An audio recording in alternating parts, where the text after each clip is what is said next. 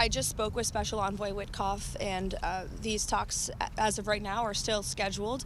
President Trump is always wanting to pursue diplomacy first, but obviously it takes two to tango. You need a willing partner to achieve diplomacy. As always, though, of course, the president has a range of options on the table with respect to Iran.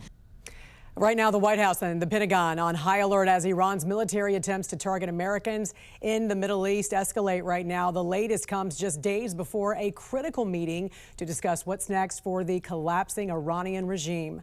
And thanks for joining us. I'm Jan Jeffcoat. It is Wednesday, February 4th. And this morning, the world's largest state sponsor of terrorism is putting negotiations with the U.S. in jeopardy. It's the latest sign of growing desperation from Iran as the regime struggles to hold on to power. Angelo Brown joining us right now from the live desk with the latest on this. Angelo, good morning to you. You know, Iranian leaders reportedly trying to change the terms of talks with the U.S. later this week. What's going on with that? Yeah, that's what we're hearing, that they want to change the location and actually restrict talks. We're going to get to that in a second. But right now, as you mentioned, Jan, right before this week's meeting between the U.S. officials and Iran, things basically are getting turned up a notch. The U.S. says Abraham Lincoln was forced to shoot down a drone linked to Iran. The vessel was docked in the Arabian Sea when an F-35 fighter jet was forced to deploy from the ship and then shoot down that drone. Now, no service members were injured and no equipment was destroyed. The War Department says their top priority with Iran remains diplomacy at this point, but that could quickly change. Iran will not have nuclear weapons capabilities, and so they can either negotiate on that front or we have other options. That's why the War Department exists. He doesn't want to go that route. I don't want to go that route. But our job is to be prepared. And so, of course, we are.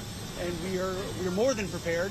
And we're also following this morning new developments for Iran as a meeting with U.S. leaders approaches this week. Iranian leaders are pushing to change the location of that meeting, exclude regional partners, and limit discussions on its nuclear program. The original meeting had been set to take place in Turkey, but now Iran wants to move it to the nation of Oman. President Trump said as of last night they're still negotiating with Iran, but no changes have been announced. The meeting is slated to take place on Friday. We're watching the very latest on this developing story here at the live desk.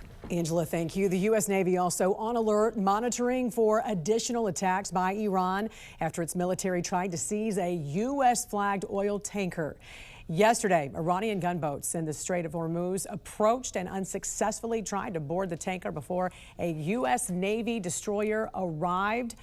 The U.S. tanker did not stop and is now being escorted by the U.S. military.